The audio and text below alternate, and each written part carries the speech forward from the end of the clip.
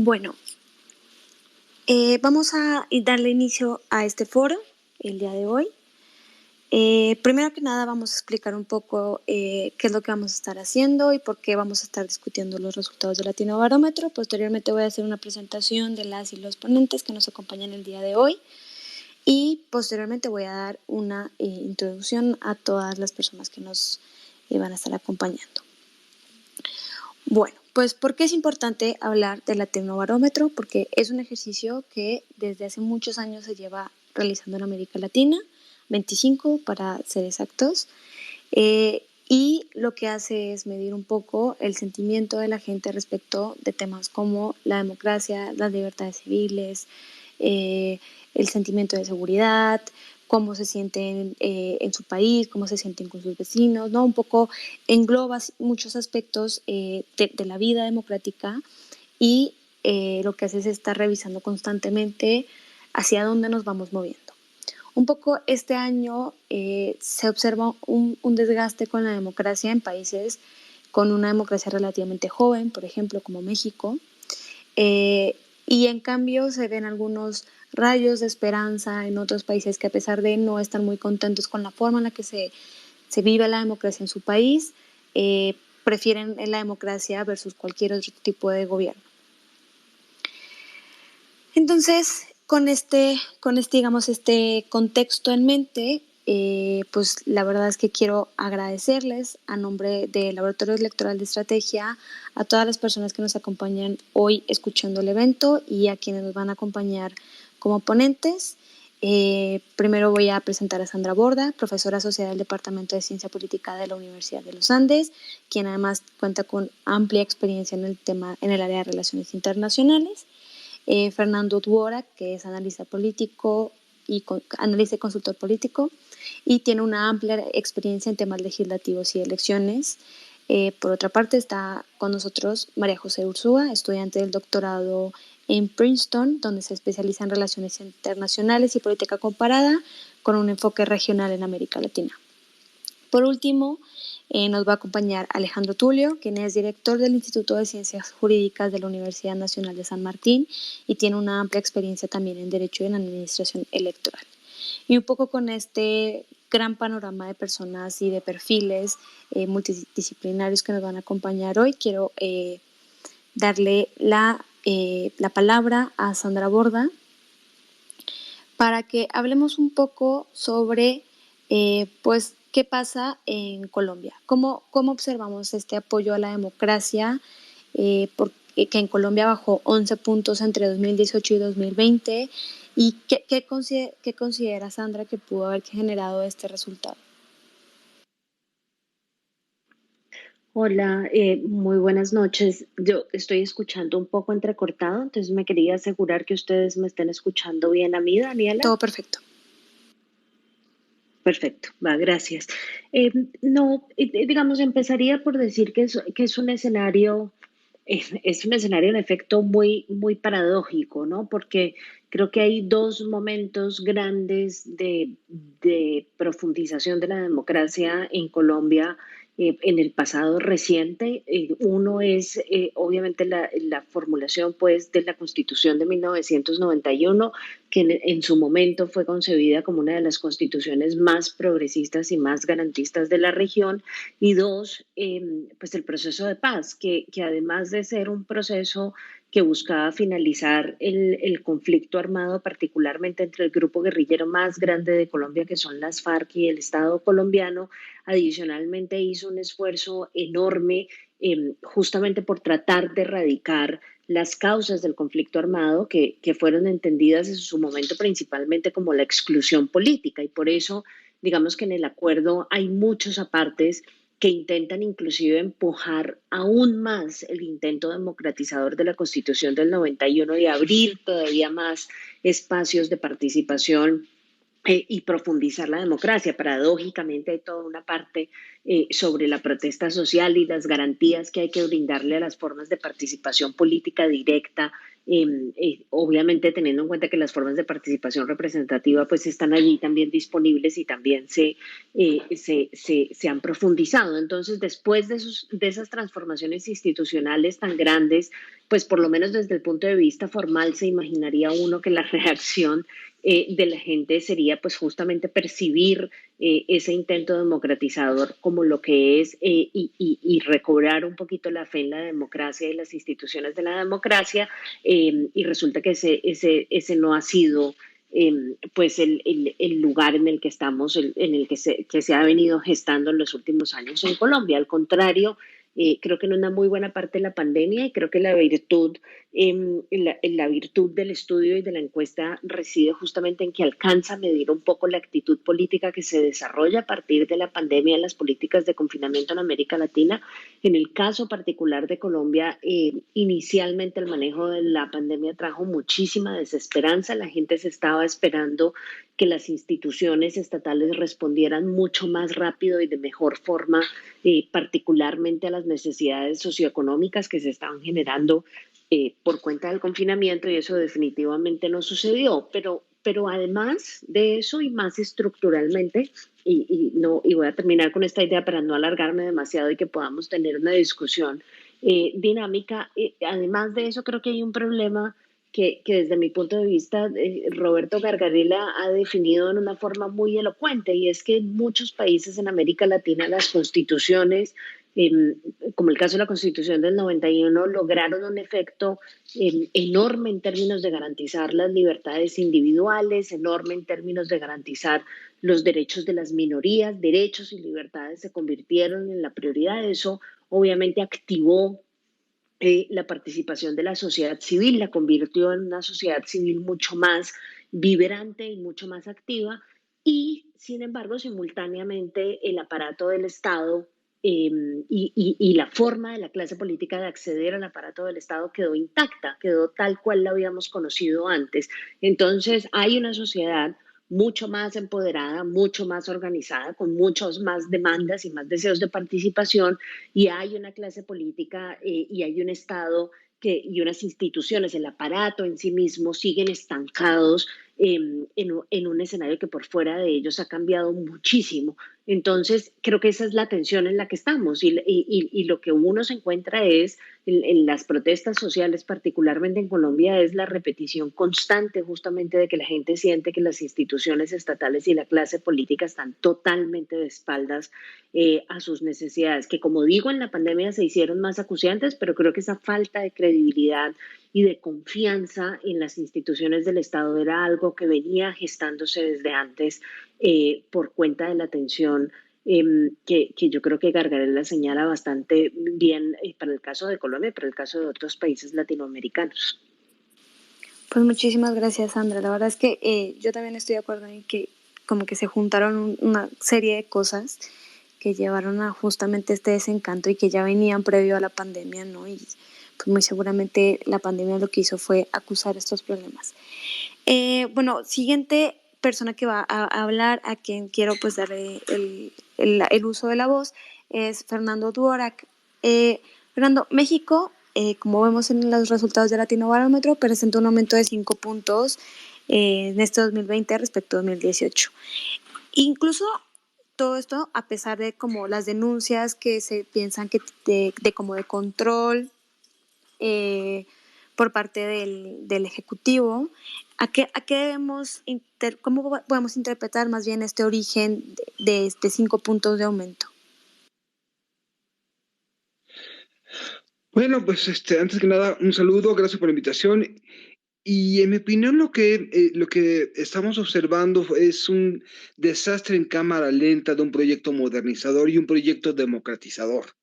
En 2002, el apoyo a la democracia estaba 20 puntos por arriba de como está ahorita, de acuerdo con Latino Barómetro, y lamentablemente no hubo una construcción, y yo creo que aquí puedo coincidir muchísimo con Sandra, de un Estado en democracia.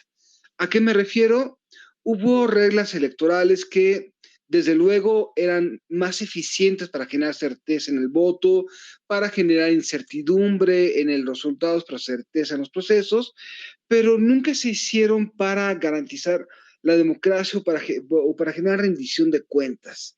Y lamentablemente vemos que esas reglas electorales en 2007 se convirtieron en reglas que afianzaron un monopolio o un oligopolio, que es el sistema de partidos.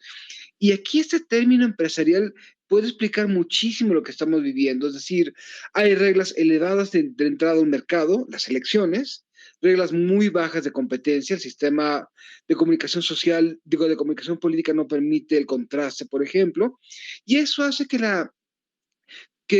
ese oligopolio sea incompetente en cualquier otro país. Y sí, me ha gustado observar en ese sentido que ningún político mexicano podría ganar en las circunstancias de competencia de otras democracias. ¿Y qué sucede en este tipo de escenarios? Lo que sucede cuando surgen gobiernos que se enarbolan como representantes del pueblo. La democracia tiene una ruta de desgaste, es incapaz de rendir cuentas o es incapaz de atender demandas muy importantes como eh, la desigualdad, la inseguridad. ¿Y qué pasa en esos entornos? Una persona que comienza a hablar a nombre del pueblo, ojo, no ciudadanía, a nombre de algo más grande, comienza a ganar elecciones. Y eso pasa o ha pasado en varias partes del mundo. Y para mí esto es un fracaso de un proyecto democratizador. ¿Por qué? Porque es una democracia que en los años en donde hubo apertura política se dedicó a administrar una transición en vez de hacer una cosa que para mí me parece muy importante en cualquier proceso de construcción de Estado-Nación: definir un nosotros al que somos todos los ciudadanos, al que somos todas las personas, por qué estamos unidos y hacia dónde vamos. Y lamentablemente ese proceso democratizador se vio acompañado de un discurso también polarizante. Tuvimos grupos de oposición que desacreditaron todo lo que estaba haciendo los demás, lo que hacía el gobierno tampoco abría las puertas a quienes disentían, y lo que estamos viviendo es un entorno de radicalización, de pérdida de apoyo a la democracia, en donde estamos perdiendo referentes de qué nos une y sobre todo tenemos una ciudadanía que está empezando a creer que cualquier cosa es buena menos una democracia imperfecta y que lamentablemente muchos analistas dicen sí es imperfecta, pero lo dicen quizás con algún cierto dejo de autocomplacencia o de displicencia, pero no están atendiendo por qué cayó esa democracia. Y si no comenzamos a atender por qué cayó, vamos a tener escenarios mucho peores. Si la tendencia es apoyar el autoritarismo en ciertas circunstancias o el militarismo, van a empezar a creer que cualquier solución es buena, menos la democracia que en ojos de muchos podría estar fracasando.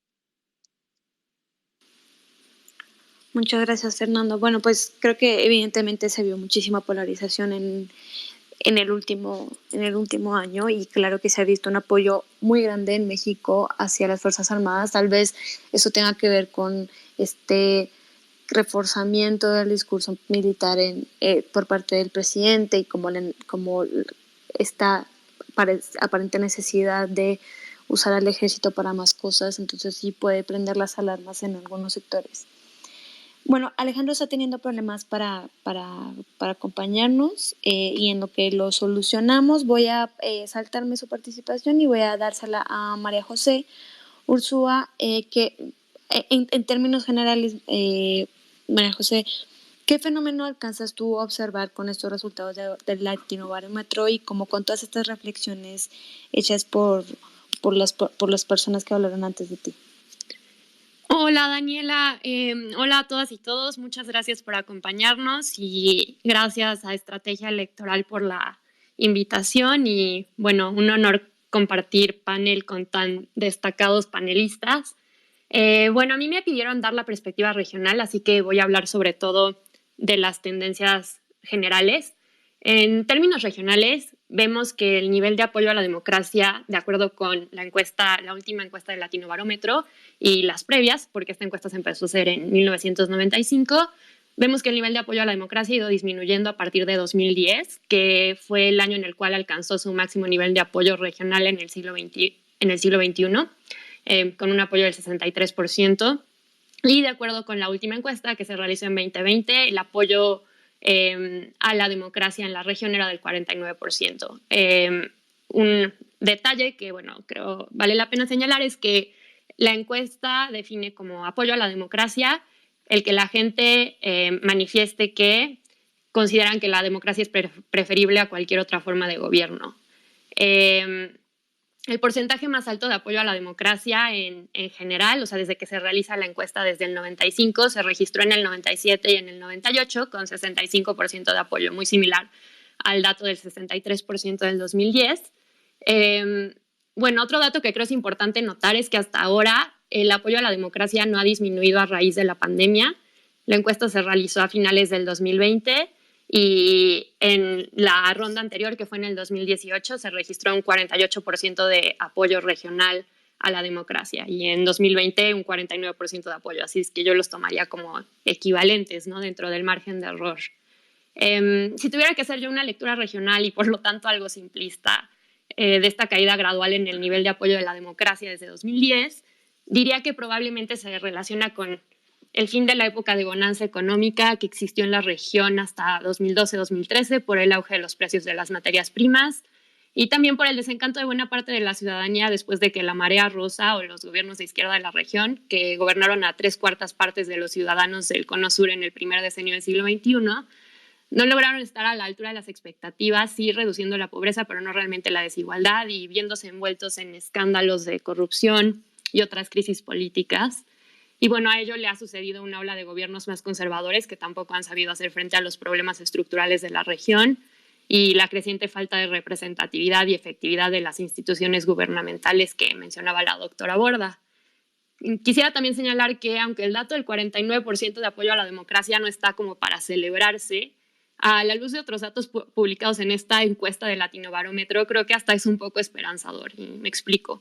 De acuerdo con esta encuesta, de entre las personas en América Latina, solo el 25% está satisfecha con la democracia, el 73% considera que el país es gobernado por unos cuantos grupos poderosos en su propio beneficio, el 83% considera que la distribución del ingreso es injusta, el 77% mencionó que no hay acceso a la justicia, el 58% que es injusto el acceso a la educación y el 64% que es injusto el acceso a la salud. Es decir, que a pesar de todo esto, la mitad de la población latinoamericana está convencida de que la democracia es la mejor forma de gobierno. Y yo creo que esto habla de, pues, no diría un consenso, pero pues sí una opinión casi mayoritaria en la región de que la manera de cambiar las cosas es a través de las urnas y creo que eso es esperanzador. Y también quizá habla algo de una suerte de memoria histórica que nos indica que a pesar de que la democracia es imperfecta y a pesar de que solo el 25% de los ciudadanos latinoamericanos están satisfechos con los gobiernos democráticos de su país, que bueno, que esto sí es mejor al autoritarismo y a las experiencias latinoamericanas del siglo XX, ¿no?, a los autoritarismos del siglo pasado y también a los que vemos hoy en algunos países de la región. Y bueno, diría que de todas formas esto no significa que no haya vuelta atrás, ¿no? El 62% de los ciudadanos responden que no apoyarían en ninguna circunstancia un gobierno militar, lo cual me parece alentador, pero por otro lado el 51% responde que no le importaría que un gobierno no democrático, si bien no militar, llegue al poder si resuelve los problemas. Y un ejemplo de esto, quizá el mejor ejemplo es el caso de El Salvador. Aunque el 46% apoya la democracia como mejor forma de gobierno, el 62% de los salvadoreños están dispuestos a apoyar a gobiernos no democráticos si resuelven los problemas. Y bueno, esto lo podemos ver hoy con el gobierno de Nayib Bukele, que a pesar de su devenir autoritario, registra en Latinobarómetro el apoyo del 87% de la población, que es el porcentaje de aprobación más alto de la región, de acuerdo con esta encuesta. Bueno, yo lo dejo hasta ahí, creo que ya me colgué bastante en esta primera participación. Muchas gracias. No pasa nada. Creo que este último comentario y creo que el fenómeno Nayib Bukele es algo muy retratante, ¿no?, por decirlo de alguna forma, de la región y de cuántas cosas extrañas pueden darse al mismo tiempo. Me voy a pasar a la ronda 2 y un poco aquí quiero que abordemos de forma como más específica el tema de las garantías civiles y políticas, un poco retomando ¿qué pasaba antes de la pandemia? ¿No? Porque para mí la pandemia es una pausa en la vida política y social de alguna forma. Digo, para algunas cosas, para otras definitivamente asentó muchísimas problemáticas y puso en evidencia muchas realidades.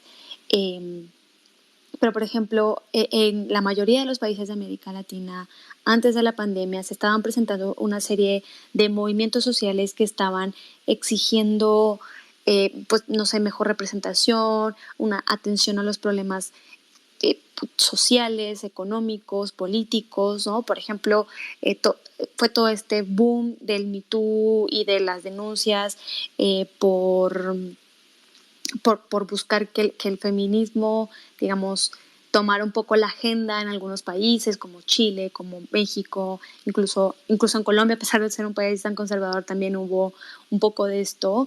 Y luego, entre 2018 y 2019, a pesar de la pandemia y a pesar de que ya se venía como todo esto, hubo muchísimas movilizaciones, especialmente en Colombia hubo movilizaciones bastante preocupantes, por decirlo menos, ¿no? En donde hubo represión por parte del Estado, donde ha habido violaciones de derechos humanos constantes, ¿no? Y que a día de hoy son una problemática. Y un poco mencionó el caso de Colombia, porque me gustaría que Sandra un poco se metiera en ¿qué puede significar todo este contexto que existía previo a la pandemia, que se evidencia en que solamente el 32% considere que existe la libertad para participar en política, que el 40% considere que existe libertad de expresión y que solamente el 36% considere que existe igualdad entre hombres y mujeres?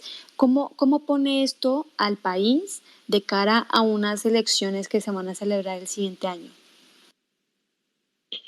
Sí, yo creo que sigue siendo una situación tremendamente paradójica. Ya lo estaba señalando Daniela para el 2019, pero yo creo que esto es un proceso incluso previo.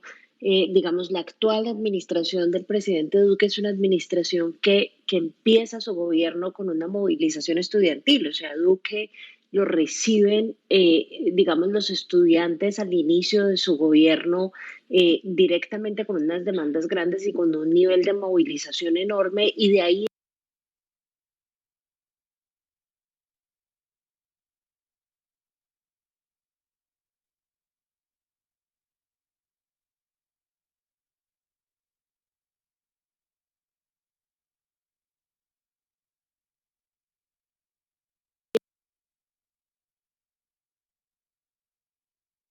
del inicio de la pandemia y del proceso mismo de confinamiento, lo que le da unos señales bien claras del nivel de necesidad que tenía la gente que estaba saliendo a movilizarse. Entonces, digamos, en algo contribuye, la gente que estudia movimientos sociales sabe esto muy bien, en las movilizaciones sociales y la protesta son también muy racionales y buscan escenarios de oportunidad importantes, y el mejor escenario de oportunidad para la movilización social es un gobierno débil. Y este gobierno es un gobierno que ni siquiera alcanzó a tener un primer año de luna de miel, empezó con unos niveles muy bajos de aprobación, alcanzó a lograr algo de aprobación durante la mandatarios estaban disfrutando pues como de esta fe en la concentración del poder en el Ejecutivo que le genera a la gente, digamos, una situación de urgencia como la que estábamos viviendo, pero ese fue el único momento en el que su credibilidad alcanzó a repuntar un poco. De ahí en adelante ha sido muy baja, y eso, como digo, genera un escenario de oportunidad importante también para la movilización social. Ahora, creo que las cifras que estás mencionando, particularmente la que tiene que ver con esa baja, digamos, con esa muy reducida cantidad de gente que existe libertad para participar en política, y que existe libertad de expresión, tiene que ver con la forma con la que este gobierno particularmente, y creo yo por una cuestión también ideológica, por ser un gobierno de derecha, ha entendido debe ser la respuesta del Estado a la movilización social. Desde el primer momento en el que la movilización se hizo masiva en el 2019, lo que ha habido es una combinación de una estrategia de muy poco o nulo diálogo y un uso sistemático de la fuerza pública para reprimir la movilización social. Y obviamente el gobierno constantemente, como todos los gobiernos, esto creo que no es sorpresa, se justifica diciendo que hay vándalos y que hay movilización violenta y que no sé qué, pero la verdad es que en la gran mayoría de los casos, la gran mayoría de la movilización ha sido pacífica y sin embargo la reacción de la fuerza pública ha sido una reacción fuertísima que como ya digamos está bien documentado, ha dejado un saldo en materia de ejecuciones extrajudiciales, de tortura, de agresiones sexuales enorme, como no ha tenido antecedentes en la historia reciente de Colombia. Entonces, pues el resultado de eso obviamente es que la gente está encontrando que en esa búsqueda de espacios para la participación política en el escenario de la movilización, lo que se está encontrando es un Estado y un gobierno que está constantemente atajando y cerrando los espacios de participación. Y no es entonces sorprendente que a pesar de que, como decía antes, formal y legalmente nos hemos movido hacia un sistema político en teoría, o por lo menos, insisto, desde el punto de vista formal, mucho más participativo y mucho más democrático que en el pasado, los intentos por tratar de usar la protesta y las manifestaciones como una forma de participación política se hayan encontrado entonces digamos, con un altísimo muro de rechazo por parte del Estado, acompañado, como digo, eh, de abuso policial y de represión policial.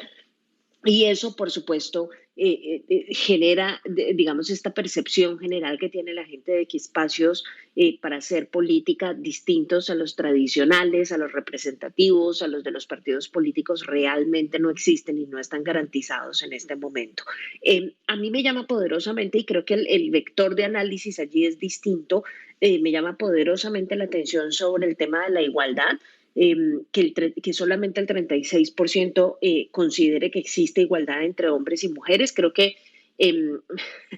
alcanza a ser un poco optimista si se fija uno que, por ejemplo, en términos de participación política, y estoy viendo entre las personas que nos están acompañando a Flavia, que sabe mucho más de esto que yo, pero en términos de participación política de las mujeres en Colombia no hemos tenido un avance importante. Se han tratado de adelantar reformas políticas que permitan, digamos, la inserción de un mayor número de mujeres en las listas al Congreso y en las listas a los cuerpos legislativos locales y a otros tantos puestos de elección popular, pero la verdad es que allí todavía tenemos un camino enorme por recorrer. Y si eso no ha pasado en el espacio de lo público, creo que los avances en el espacio de lo privado tampoco han sido, digamos, realmente dramáticos. Entonces, allí, digamos, a pesar de nuevo de que la Constitución era tremendamente garantista en el otorgamiento de los derechos a las mujeres, estamos todavía teniendo discusiones. La semana pasada nada más estaba todavía la Corte Constitucional colombiana discutiendo la legalización o despenalización del aborto. Digamos, estas son cosas que yo creo que en general en América Latina, pero ya lo decías, Daniela, Colombia es un país un poco más conservador que muchos países latinoamericanos. Es un tema que está avanzando demasiado lentamente para mi gusto y en el que desafortunadamente todavía no tenemos mucho que mostrar. Muchas gracias, Sandra. La verdad es que sí puede ser preocupante pues un poco en los números que presentan, sobre todo porque cuando no se encuentran vías institucionales para canalizar demandas, pues es cuando aparecen grupos al margen de la ley, ¿no? Por decirlo de alguna manera, no porque vaya a pasar eso inmediatamente, ¿no? Pero al final eso es un proceso que toma años y que toma este tipo como de trabas y que complican las cosas. Ya nos está acompañando Alejandro Tulio. Alejandro, muchas gracias por estar con nosotras. Quisiera que antes de darle la palabra a Fernando, tú nos cuentes un poco qué pasa en Argentina con que solamente hubo una disminución muy poquita de 3 puntos respecto a la aprobación a la democracia y qué pasa con estos números, la verdad es que bastante optimistas, ¿no? En Argentina, de que 51% considera que hay libertad para participar en política, 50% considera que hay libertad de expresión y 41% considera que existe igualdad entre hombres y mujeres. Creo que son los números más optimistas de los países que estamos analizando hoy. Adelante. Bueno, muchas gracias.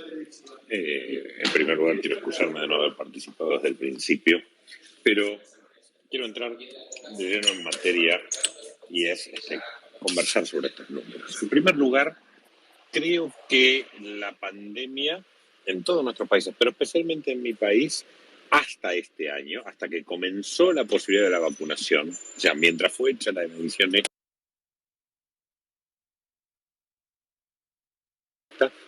suspendió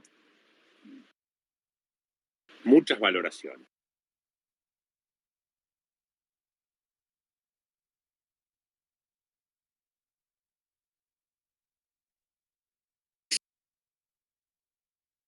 Inesperado y que nos sorprendió a todos. La pandemia fue cursada en Argentina, como en la mayoría de otros países, pero en Argentina con dos experiencias diferentes. Una cosa fue hasta que comenzó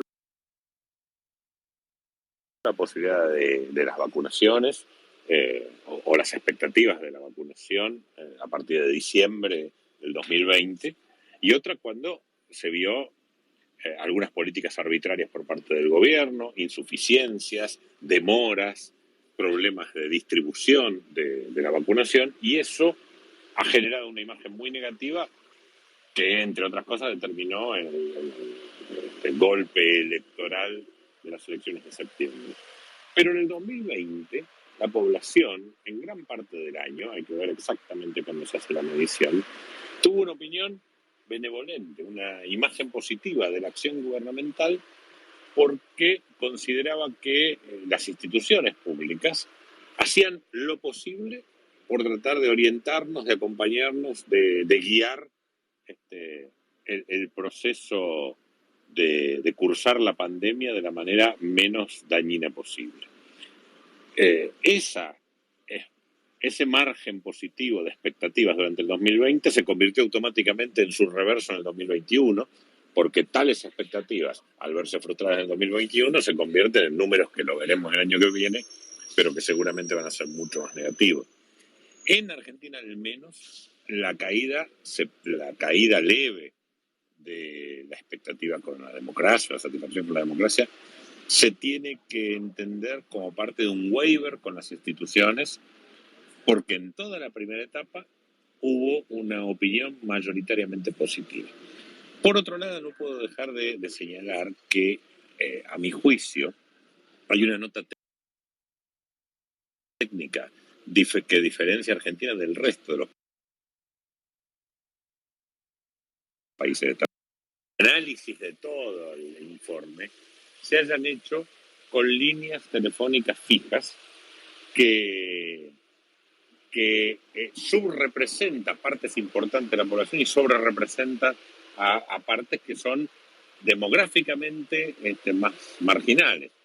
Yo creo que está sobrerepresentada la tercera edad, las generaciones mayores y los sectores urbanos respecto de sectores suburbanos y más jóvenes que no suelen tener o no suelen responder a la información que surge de líneas telefónicas de tierra.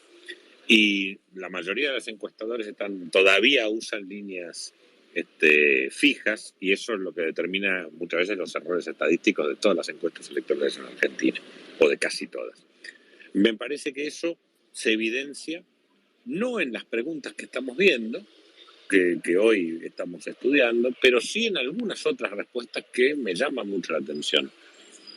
Y no quiero desviar el tema, pero, por ejemplo, una información que no es una opinión, es una información. Dice, número de partidos que hay en Argentina, de partidos políticos que hay en Argentina, dice 11, y hay 45 partidos registrados. Y no es que este año, 2021, hubo más. Hay 45 desde hace muchísimos años. O nivel de confianza en las Fuerzas Armadas habla de 59%, cuando difícilmente supera el 30% en toda la población en general. O nivel de confianza en la policía, 37%, cuando no creo que supere el 12%. Entonces me parece que hay un sesgo que también puede explicar un poco estos resultados. que no se evidencia o que puede no evidenciarse en otros lugares porque la metodología de la encuesta es distinta en Argentina que en el resto de la muestra. Sí, creo que ese es un comentario que vale la pena tener en cuenta, sobre todo porque pues si realmente hay un sesgo de edad, entonces hay un sesgo tal vez en los resultados, por ejemplo, que hablan de las personas jóvenes y su, y su comodidad, ¿no?, en democracia. Te puedo ampliar un poquito más. Sí, claro. Gran parte de la comodidad e incomodidad en democracia, o la satisfacción o no con la democracia, tiene que ver con el proyecto de vida. Y hay una respuesta que dice si creen que pueden obtener el trabajo que quieren, y habla del 65% de acuerdo. Eso es imposible. En Argentina ese número no puede superar nunca el 35%. Está sobrevaluada. ¿Pero por qué? Porque en realidad están haciéndole la pregunta a gente que su proyecto de vida lo considera hace 30 o 40 años, que ya ahora no le queda. La pregunta respecto de la satisfacción con la garantía de la seguridad social, y es muy baja, habla de 28% de satisfacción. En un país donde hay 27 millones de beneficiarios de la seguridad social, de un total de 40 millones de habitantes. Lo que pasa es que los pensionistas, los jubilados, los que tienen la tercera edad, están con justicia, disconformes con el monto de sus jubilaciones, entonces tienen una opinión negativa. Pero la población económicamente activa, o aquella que no tiene trabajo, pero tiene prestaciones sociales, tiene otra valoración del sistema de la seguridad social argentino que podrá tener grandes críticas para hacerle desde el punto de vista de productor importante de déficit fiscal, pero que atiende a 27 millones de personas mensualmente. Me parece que muchas preguntas nos indican ese sesgo. Opinión sobre la Iglesia Católica, 30% de acuerdo con la imagen positiva de la Iglesia Católica. En Argentina todavía es un país donde las iglesias no católicas no han tenido tanta inserción y la Iglesia Católica sigue siendo importante. Pero ¿qué ocurre? La imagen del Papa está identificada con un partido político y probablemente la tercera edad tiene un sesgo en contra de ese partido político. Entonces es muy probable que la prédica de la Iglesia no tenga el mismo peso en las personas mayores de edad que en el resto de la población, especialmente en las capas más desfavorecidas, donde siguen teniendo en alta valoración a la Iglesia Católica. Creo que en el caso argentino al menos hay un conjunto de datos que no se corresponden porque tienen un sesgo político. No quiere decir que tal vez con otra metodología no se llegara en algunos aspectos, como el de la valoración por la democracia, a números similares. Pero me parece que en este caso, y para esta ocasión, el Latinobarómetro tiene un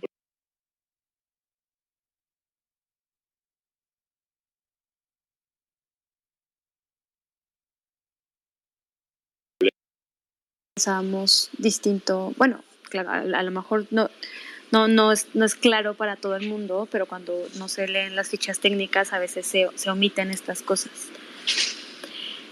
Bueno, Fernando, yo quisiera darte la palabra. No sé cómo, no sé si Alejandro me pudieras ayudar silenciando tu micrófono tantito en lo que habla Estoy tratando. No te preocupes. Bueno,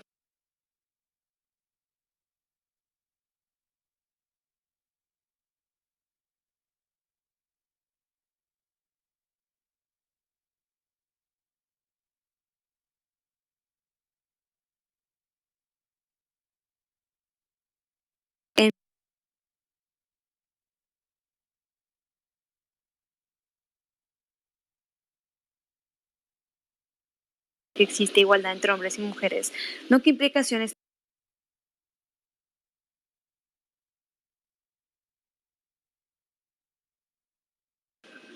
Bueno, yo creo que el gran tema aquí con la política mexicana es que el ambiente de polarización hace que cada grupo vea lo que es la democracia según su propia visión. Es decir, más allá de meternos en filias o fobias contra el gobierno o la oposición, cada grupo cree que su versión de la democracia es lo que es mejor, cuando en realidad es un diálogo, es un intercambio.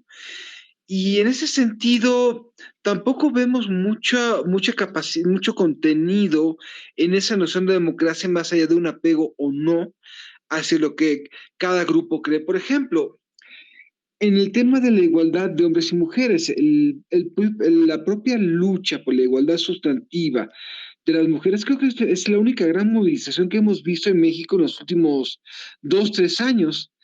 El movimiento feminista ha hecho un gran esfuerzo de resignificación de espacios, resignificación de discusiones, y lamentablemente dentro de esa misma visión tenemos un gobierno que para muchas personas debería representar ese movimiento, pero no lo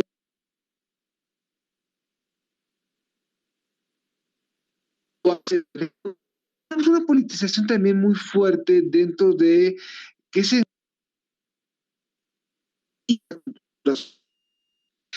creo que hay un principio sobre la libertad. Mientras no haya un consenso qué significa, podemos cómo clasificar esas variables. Y eso lo hemos visto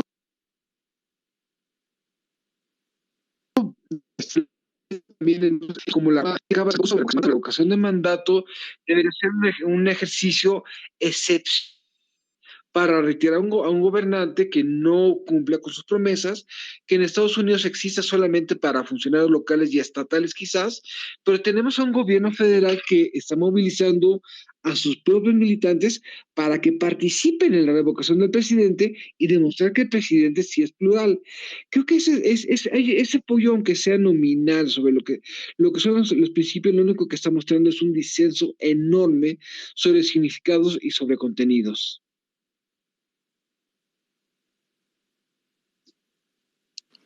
De acuerdo, creo que tienes muchísima razón cuando hablas sobre toda esta nueva idea que quiere darse del feminismo en México y como toda esta lucha que se ha dado en el país, incluso a pesar de la pandemia y todas las demandas que se han puesto sobre la mesa por parte de los grupos feministas y que bueno, que no necesariamente han sido también recibidos por algunos sectores del gobierno. Majo, ¿cómo ves la media regional? Perdón, nos indica pues algo un poco por debajo del 50% en todos estos índices. ¿Qué ves tú? ¿Qué entiendes tú? ¿Cómo lo ves a nivel regional? Claro, muchas gracias, Daniela. Bueno, mencionando rápidamente cuál es la media regional, el 45% considera que existe libertad para participar en la política, el 46% que existe libertad de expresión y el 42% que existe igualdad entre hombres y mujeres, por ejemplo. Empezaría yo por mencionar cómo leer estos datos a la luz de los recopilados en años anteriores, porque me parece importante decir que la percepción regional con respecto, para empezar, a la libertad de expresión y de participación política cayó mucho en el 2020 en comparación con los datos que se tenían en la última década. Bueno, la pregunta de la encuesta es ¿hasta qué punto las siguientes libertades están garantizadas en el país? Y básicamente lo que se suman las respuestas de completamente garantizadas y algo garantizadas. En el caso de libertad de expresión, por ejemplo, en 2011 el 59% creía que la libertad de expresión estaba completamente o algo garantizada y para 2020 solamente el 45% cree esto. En el caso de la libertad de participación política, en el 2011 el 66% creía que esta libertad estaba garantizada y para 2020 solo el 45% creía esto. Entonces, bueno, yo creo que la caída en la percepción de estas libertades se explica por el ambiente de represión a la protesta en múltiples países de la región, por el alto índice de asesinatos de periodistas y de defensores de derechos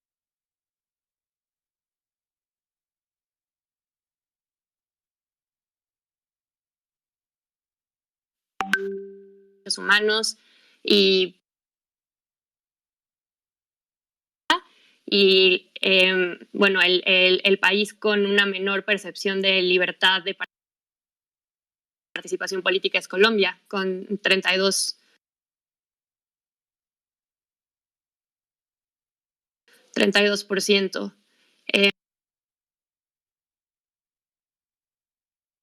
Y de plantear exigencias a los gobiernos de la región, que estamos viendo en varios países y que yo esperaría que se retomen con más ímpetu conforme salgamos de la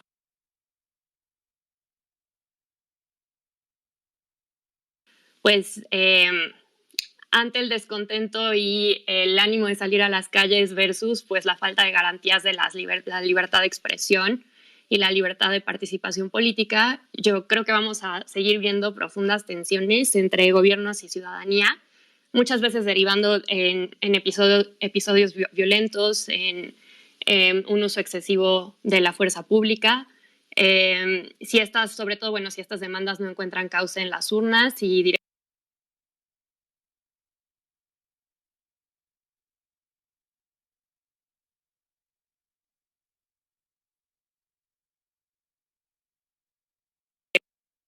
Silenció tantito tu micrófono.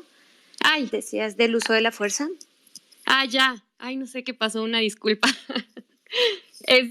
Sí, estaba diciendo que yo creo que vamos a ver profundas tensiones entre gobiernos y ciudadanía y que esto muchas veces deriva en episodios violentos y en uso excesivo de la fuerza.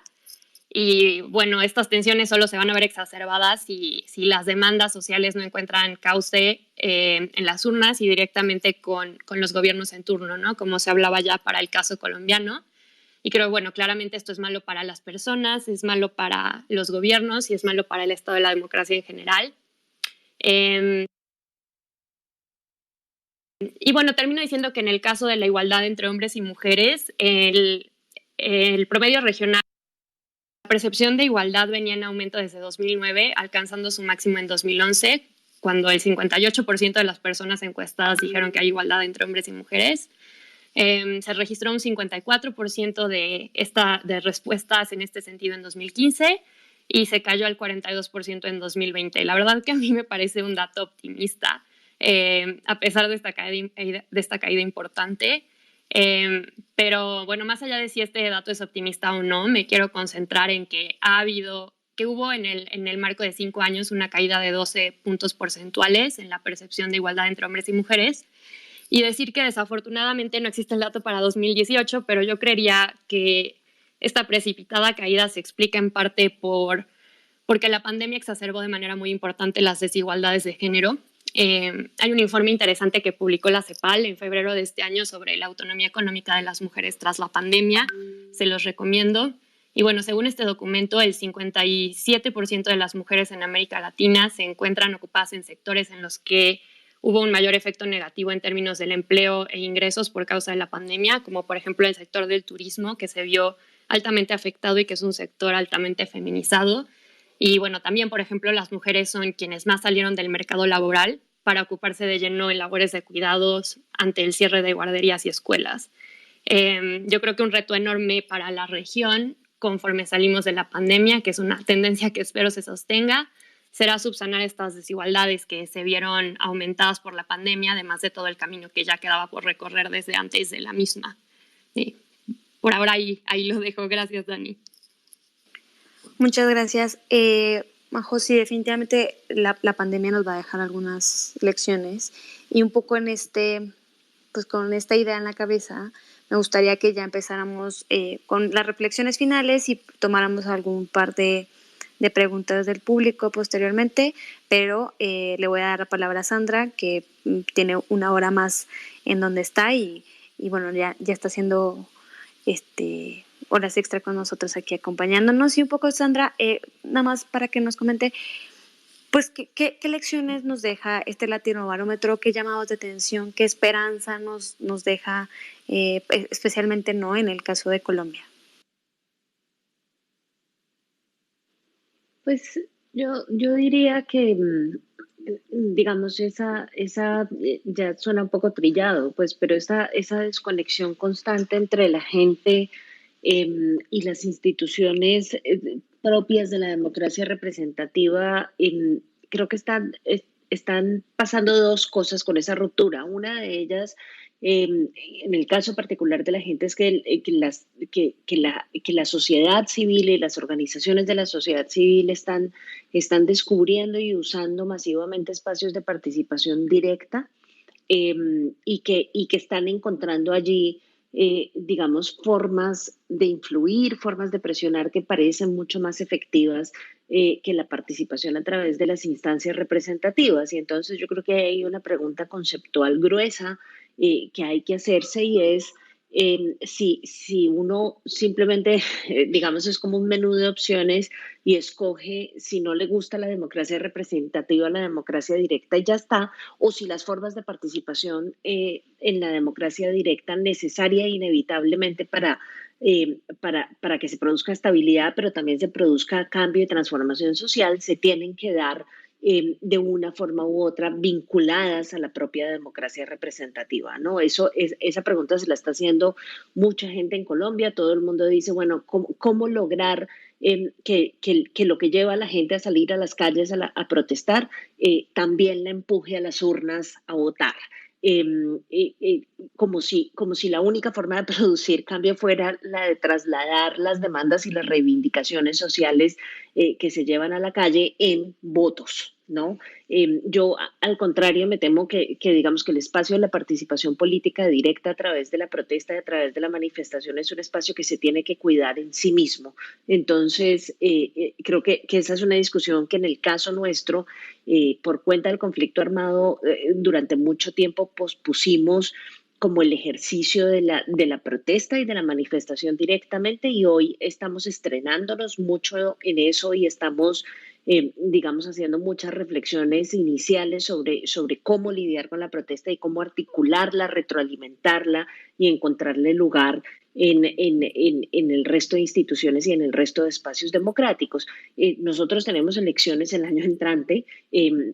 Creo que ya hay una cosa que ha logrado la protesta social que ha tenido lugar durante los últimos años, y es que es la protesta la que ha puesto la agenda de discusión para las próximas elecciones. Estábamos hablando antes de la pandemia de otros temas distintos, no se sabía si íbamos a seguir hablando de la implementación de la paz o no, no se sabía exactamente en dónde era que iban a estar los centros, pues, temáticos de la discusión electoral, y esos centros temáticos definitivamente los puso la protesta sobre la mesa. Y hoy entonces se encuentran desde preocupaciones genuinas y honestas de los candidatos de lidiar con el tema más acuciante que dejó la pandemia, que es el tema de la marginalización de los jóvenes y las mujeres, teniendo propuestas alrededor del empleo, de la recuperación económica y demás, para lidiar con estos dos sectores que fueron los sectores que más sufrieron por las políticas de confinamiento, hasta formas más light de tratar de conectar con los jóvenes, como pues ver políticos tradicionales y de toda la vida saliendo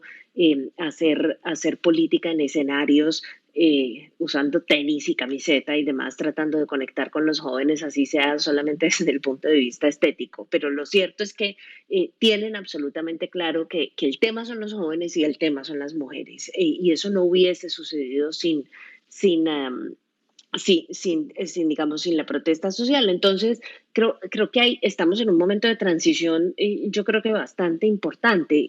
Vamos a ver, yo no estoy tan segura de cuál va a ser la respuesta de la clase política frente a esto. Vamos a ver qué tanta transformación produce toda esta movilización social, porque también puede pasar que simplemente la gente se dé cuenta que finalmente sí puede producir un cambio articulando la protesta con la participación, y llevar a un liderazgo completamente distinto al Congreso y a otros escenarios de poder público. Yo no estoy todavía tan segura de que eso pueda suceder, pero creo que es un escenario que no hay que descartar. Sí, yo creo que estoy muy de acuerdo en cómo son las personas jóvenes y las mujeres quienes vamos a estar un poco en el centro de las agendas políticas de 2022, por ejemplo, en las elecciones locales en México y en las elecciones generales en Colombia y en otros países. Entonces, saber cómo posicionan todos estos temas. Fernando, ¿cuáles son tus reflexiones finales? ¿Qué esperanza, qué llamado de atención que te dejan estos resultados del Latinobarómetro?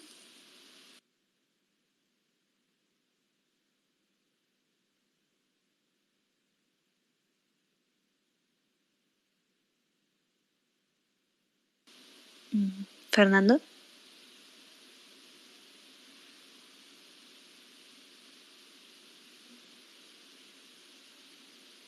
Bueno, si quieres, María José, si quieres, tú nos das un poco tus reflexiones finales, qué esperanza o qué llamado de atención nos dejan estos resultados del Latinobarómetro. Claro, muchas gracias, Daniela. Bueno, yo quiero cerrar con un dato que no hemos mencionado, esta parte de la encuesta, y es un dato incluido en la sección de perfil de los demócratas, y que a mí me parece más que nada un llamado de atención, un foco rojo, pero uno muy importante, y es el siguiente. La encuesta menciona que, en términos regionales, otra vez, bueno, que a medida que aumenta la edad, aumenta el porcentaje de personas que apoyan a la democracia. Específicamente, el Latinobarómetro encuentra que entre quienes tienen más de 60 años, el 65% están convencidos de que la democracia es la mejor forma de gobierno posible, mientras que entre quienes tienen menos de 25 años es 50%. De manera complementaria, la encuesta encuentra que a medida que disminuye la edad, aumenta el porcentaje de personas que tienen preferencia por un gobierno autoritario. Entre los menores de 25 años es el 18%, mientras que en los mayores de 60 años es el 12%. No sé qué explica esta diferencia, si tiene algo que ver con una cuestión de memoria histórica, ¿no? De las generaciones más grandes, muchas vivieron gobiernos autoritarios y algo a pesar de lo que ya mencionábamos de la insatisfacción generalizada con los gobiernos democráticos, aún así mantienen una importante como convicción en que la democracia es la mejor forma de gobierno y que, en cambio, personas menores de 25 años que siempre han vivido en democracia pueden dudar más de esta cuestión. Pero creo que es importante mencionarlo y también decir que el dato contrasta con que las importantes protestas sociales recientes en países como Colombia y Chile, por ejemplo, han sido lideradas por las juventudes. Y pues bueno, creo que es muy importante que la juventud encuentre cauce a sus demandas en democracia, por muchas razones, pero pues quedándonos como con la línea de lo que enfatiza más la encuesta, es esto de cuál es la convicción democrática en la región y pues bueno, conforme se produce un relevo generacional es importante que esta permee también en las nuevas generaciones, ¿no? Que eventualmente serán quienes lideren la toma de decisiones y bueno, creo que lo que está ocurriendo en Chile, pero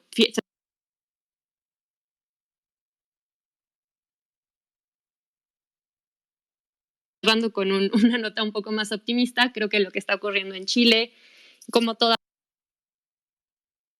de la convención constituyente y la redacción por fin de una nueva constitución post-Pinochet, me parece un buen augurio de que esto es posible, ¿no? De que es posible que la juventud encuentre causa a sus demandas en democracia y que eso es muy relevante a la luz de los resultados que encuentra esta encuesta. Muchísimas gracias de nuevo por la invitación.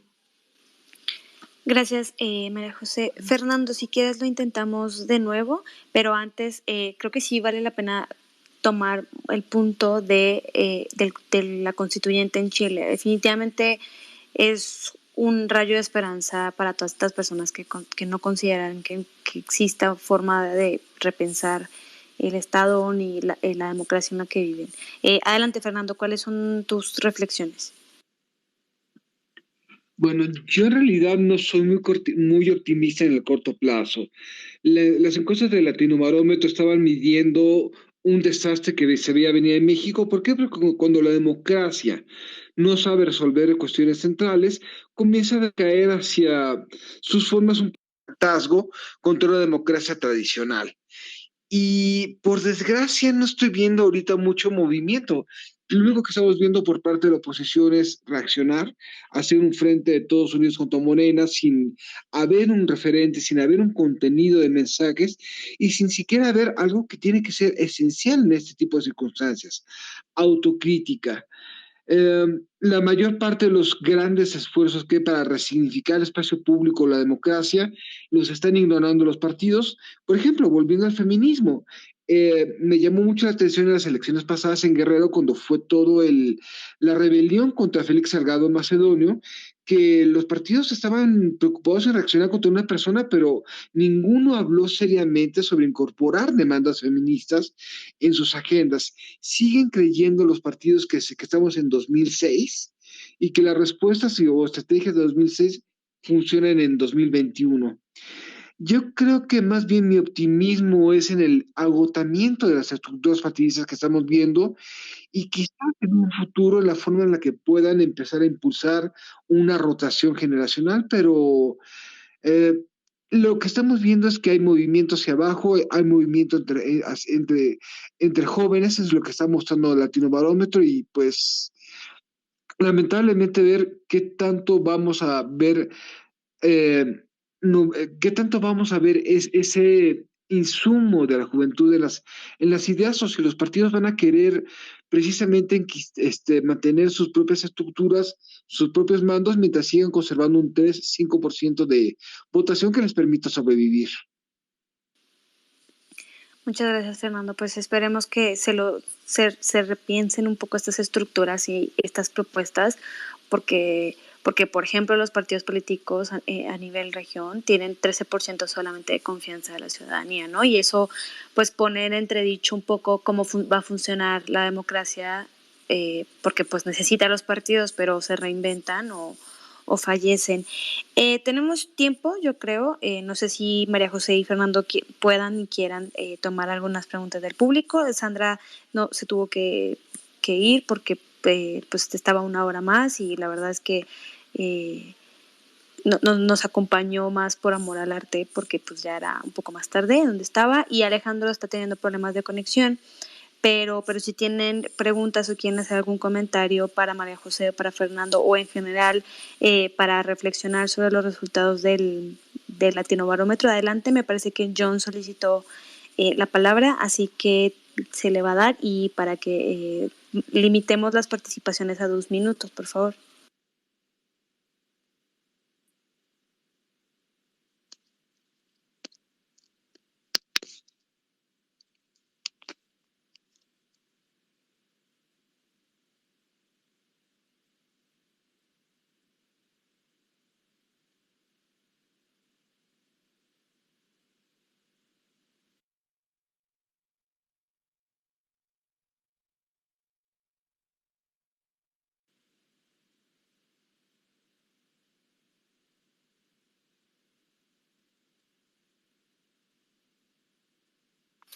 Gracias, buenas noches. Desde Colombia. Bueno, habla una persona que trasiega en la democracia, que precisamente en una idea de formar lo que se ha regado por Latinoamérica para, digamos, en buen nombre, el control social, el control de la población hacia sus políticos y en el desarrollo de las políticas y el dinero que se invierte de los impuestos de los ciudadanos, se deben llamar los auditores sociales, el control social. Bueno, la profesora Sandra hablaba como profesora, pero yo hablo como ciudadano. Yo tuve la idea de fundar un partido político que en Colombia en este momento está tomando su mayor capacidad, que suponemos que ganamos las elecciones pasadas, pero que no fueron reconocidas y que en este momento, hoy, por ejemplo, dentro de lo que es esas fuerzas que se suponen democráticas, están en el margen de ultraderecha en el mundo, están acusando a una persona como estas, que digo yo en Colombia se preocupó por nada más ni nada menos que darle dignidad al pueblo, a la gente, a los estudiantes, para que denunciemos cómo se roban el erario, el dinero de los impuestos de los colombianos en este caso. Entonces, esto que se ve en Chile, también en Colombia, y va a seguir sucediendo en Latinoamérica porque la gente está teniendo una capacidad de pensamiento crítico, está despertando, y lo que queremos, en nuestro caso, les hablo y permítanme mencionarlo, nuestro movimiento político fue cercenado, dimos la idea de fundarlo en una plaza pública como nunca se había hecho, creo que ni en el mundo ni siquiera, y se llama Colombia Humana, y estamos siendo atacados desde todos los flancos porque queremos democracia y vamos a ejercer y a hacer democracia en Colombia.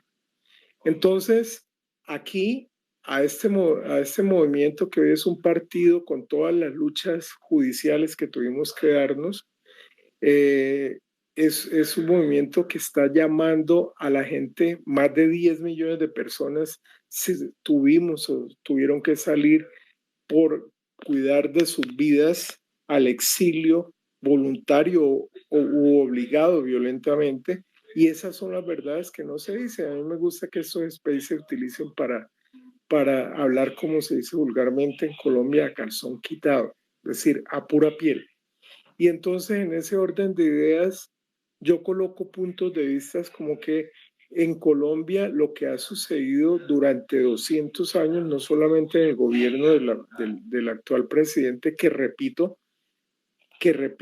se encontraron vínculos de narcotráfico en su campaña y no hay justicia que valga en Colombia para juzgarle, ni siquiera se han tomado el atrevimiento por ejemplo, en la parte legislativa, ya en la Cámara de Representantes, yo estoy fuera del país, no se han tomado ni siquiera el atrevimiento de decir, hombre, vamos a investigar a ver qué es lo que se está diciendo. Entonces, fíjense, al otro lado, están amangualándose, es una palabra colombiana, se están juntando razones como por ejemplo la de una persona que se le endilga en 2 cortes de Estados Unidos ser narcotraficante, fue general y fue rebelde junto al expresidente fallecido Chávez, pero que hoy en día al lado de un presidente, ahora estamos hablando de democracia, que no tiene país, es un presidente sin país, el doctor Guaidó, bueno, este señor Guaidó está militando al lado de él, pensó que se iba a salvar de los procesos de la justicia de varios países y pues no es así. Pero hoy en día lo están utilizando para enlodar eso a las personas que quieren democracia real, que queremos realmente fundar una democracia, porque una cosa son elecciones y poder participar en las elecciones, pero muy sui generis en Colombia lo que ha sucedido es la compra y venta de los votos, de las conciencias de las personas, porque no ha habido desarrollo, porque no ha habido la calidad y la cantidad de educación necesaria para entender qué es una democracia y porque se ha hecho en Colombia que la persona piense indignamente. Y hablo de temas como narcotráfico, que pienso yo llevan 40 años en el poder en Colombia y todavía empoderándose más. Y hoy, precisamente, acaban ahí en el cuerpo legislativo 54 votos, creo, como contra 37, de quitar una ley que se había puesto en concordancia de todas las fuerzas políticas, llámese centro, izquierda y derecha, que existen en Colombia, de no dar contratos desde el Estado, desde el gobierno, dar contratos públicos para obras, para ninguna especie en los últimos años cuando hay elecciones, en el año previo a elecciones. Pues esto ha sido utilizado precisamente para robarse ese erario y comprar los votos. Es parte del dinero que se utiliza para comprar los votos con miles de artificios se aseguren de hacerlo para que la persona que no tiene con qué comer, que no tiene dónde estudiar, que no tiene prácticamente dónde meter la cabeza, como decimos en Colombia, dónde habitar, pues venda su voto con lo que podría comprar o licor o tal vez alimento para un par de días quizás. Entonces, es la verdad de lo que está causando explosión social en Latinoamérica. Esto no se llama ni castrochavismo, como dicen los de ultraderecha uribista en Colombia, ni se trata de socialismo ni de comunismo. Esto se trata de la búsqueda de la democracia de verdad, la búsqueda de dignidad como países, como habitantes de países, y la búsqueda de identidad de naciones, como está sucediendo en Chile, como quizás fue el rebrote con el profesor Castillo, creo que es el apellido, en el Perú. Yo lo veo de esa forma, y muchas gracias por permitir las voces de las bases en estos espacios. Muy agradecido. Muchas gracias, John. Roberto me parece que levantó la mano. Les pido que por favor mantengamos los comentarios y las preguntas a 2 minutos y para que podamos darle palabra a otras personas. Gracias.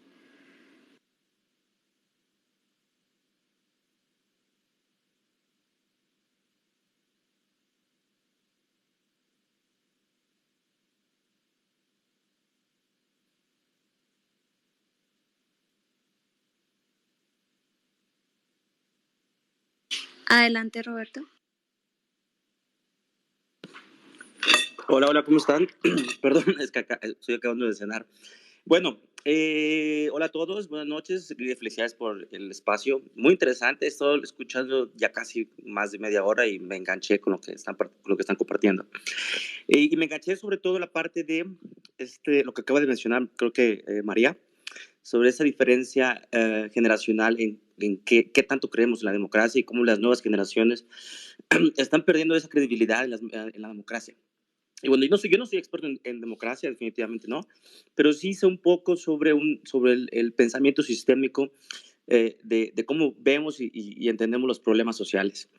Y bueno, nada más digo, me encantaría recordarles a todos los que creen y veneran la democracia, es que bueno, la democracia solo es un mecanismo, es un producto, es una forma de que nosotros podamos decidir en sociedad, en población, pero también es un mecanismo en la cual se pelean, o más bien es un mecanismo institucional para la pelea del poder, ¿cierto? Entonces, aquí viene mi comentario, bueno, básicamente porque entre más vayamos teniendo prioridades, debido, lógicamente, a este colapso social derivado de tantas crisis, y yo soy específico en la crisis ambiental, que está conectada tanto a la crisis económica, tanto a la crisis de desigualdad, muchas crisis, la prioridad de tener un liderazgo menos dependiente de tantas peleas, digamos, o tantas voces decidiendo algo, se va a volver más prioritario. Yo creo que ese es el punto del cual las generaciones más jóvenes están perdiendo esa fe en la democracia, porque no ven una decisión efectiva, ven muchas voces, no existen también los mecanismos necesarios para hacer esa democracia efectiva. Y bueno, hoy en día vemos que la mayoría de los países de Occidente, que básicamente tienen las democracias más avanzadas del mundo, también están en ataque constante, ¿no? Populismo, neonazismo, etcétera. Entonces, yo no creo que en los siguientes años las nuevas generaciones vayan a optar por más democracia, sino van a optar por una forma de gobierno un poquito más efectiva. Y bueno, lo estamos viendo hoy en día, ¿no? En el gobierno de México. Un líder que parece ser intocable, parece que no hay oposición que pueda atajarlo, pero ha sido muy eficiente y muy eficaz en sus cambios políticas públicas. Entonces creo que es un ejemplo de que cada vez vamos a ir viendo menos democracia, menos procesos democráticos, pero sí una demanda de más eficacia y más efectividad en resolver problemas sociales. Y sobre todo porque va a haber mucho más problemas sociales complejos que se van a avecinar. Y eso ha acumulado a la, lógicamente, intervención china, el cual, lógicamente, le ha declarado la guerra a este modelo de Occidente de democracia. Yo creo que va a haber un interesante viraje en cómo vamos a ir reorganizándonos, no solo en la toma de decisiones, pero también la repartición de poder. Y bueno, sí va a haber descontrol ahí, no vislumbro un futuro también tan pacífico, pero sí vamos a regresar a estas eras tal vez de los caudillos. Y bueno, gracias por compartir y bueno, buenas noches a todos. Muchas gracias.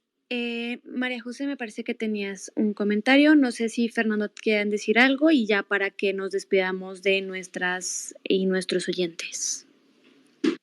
Sí, muchas gracias, Daniela. Bueno, muchas gracias a John y a Roberto por los comentarios.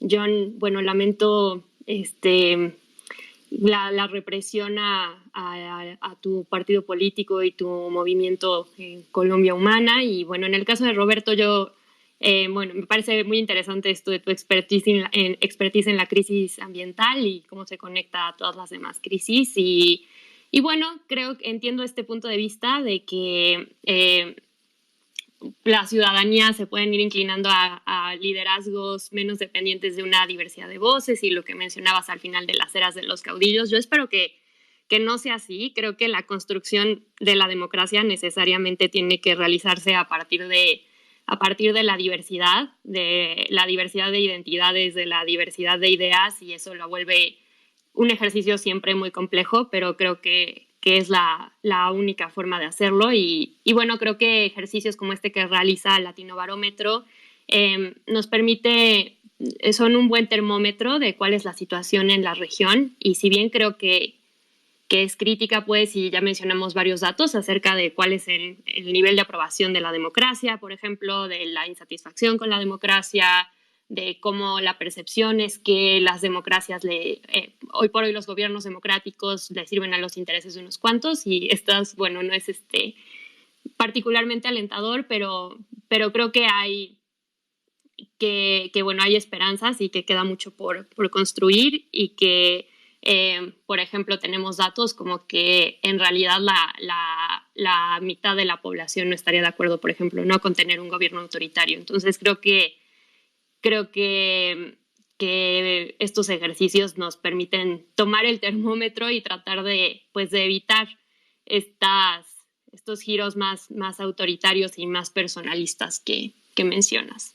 Muchas gracias de nuevo a Daniela y a todo el equipo de Estrategia Electoral por la invitación. Me honra mucho participar en este panel. Buenas noches a todos. Y gracias por escucharnos, que veo que todavía hay mucha gente conectada. Muchas gracias, María José. Muchas gracias, Fernando. Muchas gracias a nuestras y nuestros oyentes. Esperamos encontrarnos en un nuevo evento. Que tengan una excelente noche.